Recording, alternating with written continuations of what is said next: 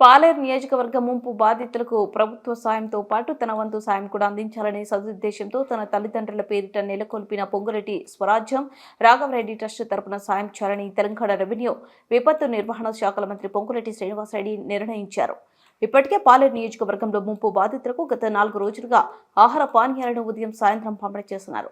ఇప్పుడు మరో అడుగు ముందుకు వేసి బాధిత కుటుంబాలకు బియ్యం, పప్పు, నూనె, కారం, చింతపండు, ఉల్లిగడ్డలు ఇలా 10 రోజులకు సరిపడ నిత్యావసరాలతో పాటు మహిళలకు చీరలు, పురుషులకు లుంగీలు, టీ-షర్ట్లతో పాటు కండువలు, బెడ్షీట్లను పంపిణీ చేసేందుకు ఏర్పాట్లు చేస్తున్నారు.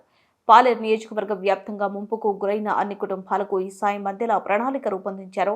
మంత్రి పొంగురెడ్డి శ్రీనివాసరెడ్డి సోదరుడు పొంగురెడ్డి ప్రసాద్ రెడ్డితో పాటు క్యాంప్ కార్యాలయ ఇన్ఛార్జ్ తుంపూరు దయాకర్ రెడ్డి పంపిణీ ఏర్పాట్లకు పర్యవేక్షిస్తున్నారు. శుక్రవారం ఉదయం నుంచి వీటిని పంపిణీ చేయనున్నారు. అనేక జిల్లాల్లో కనీవిని ఎరగని రీతిలో అత్యధిక వర్షాలు కురిసిన కారణంగా రాష్ట్రంలోని 5-6 జిల్లాల్లో వాగులు, వంకలు, చెర్లు, కుంటలు ఏకమై యావత్ తెలంగాణ ప్రజలు 6 జిల్లాల్లో ఈనాడు ఇబ్బంది పడుతున్నారు. 31వ తారీఖు తెల్లవారుజామున మొదలై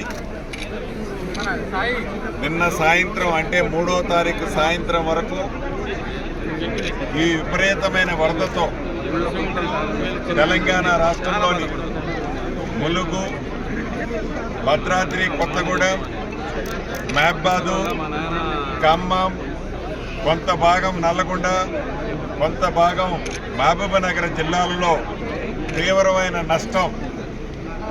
చాలా ఇళ్లు కూలిపోయాయి, వేలాది ఇళ్లు నీటమయమయ్యాయి, లక్షలాది ఎకరాలు కని విని ఎరగని రీతిలో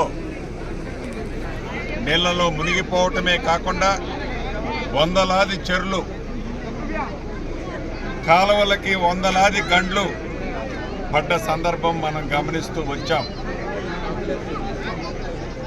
ఈ విపత్తుని దేశ విపత్తుగా పరిగణించాలని గౌరవ ముఖ్యమంత్రి గారు, కేబినెట్ మంత్రులు నిర్ణయించి 2 రోజుల క్రితమే కేంద్రానికి సుమారు 5,438 కోట్లు ఈ భారీ వర్షాలతో, ఈ విపత్తుతో తెలంగాణ రాష్ట్రంలో నష్టము జరిగిందని వివరించడం జరిగింది. గౌరవ ముఖ్యమంత్రి రేవంత్ రెడ్డి గారు ప్రధానమంత్రి గారిని స్వయంగా వచ్చి పర్యవేక్షించవలసిందిగా, చూడవలసిందిగా కోరటం జరిగింది.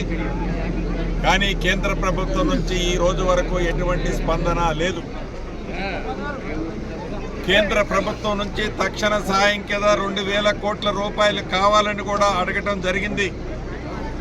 దానికి ఉలుకు పలుకు లేదు. చాలా బాధాకరం.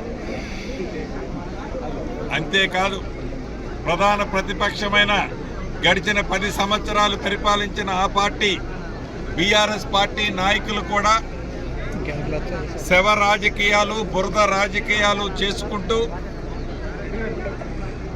ఏదైతే మా అధికారులు, మా నాయకులు, మా కార్యకర్తలు మేము పడుతున్న కష్టాన్ని వక్రీకరించి కేవలం రాజకీయ లబ్ధి కోసమే తగిన టైంలో తగిన విధంగా స్పందించలేదనటం చాలా బాధాకరం. సుమారు ఇప్పటి వరకు రాష్ట్ర వ్యాప్తంగా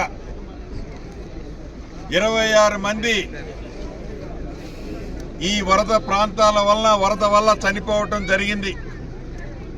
దాంట్లో భాగంగా ఇప్పుడు మనం వైరా నియోజకవర్గంలోని కారేపల్లి మండలం గంగారాం తండాలో ఉన్నాం.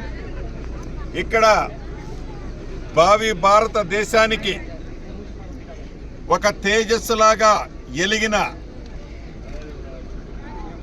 వ్యవసాయంలో ఒక మంచి సైంటిస్టు అశ్విని, వారి తండ్రి మోతీలాల్ గారు ఇద్దరు 31వ తారీఖు తెల్లవారుజాము 4 గంటలకి హైదరాబాద్ ఎయిర్పోర్ట్కి వెళ్ళేటప్పుడు కారులో వెళ్తుంటే ఉధృతంగా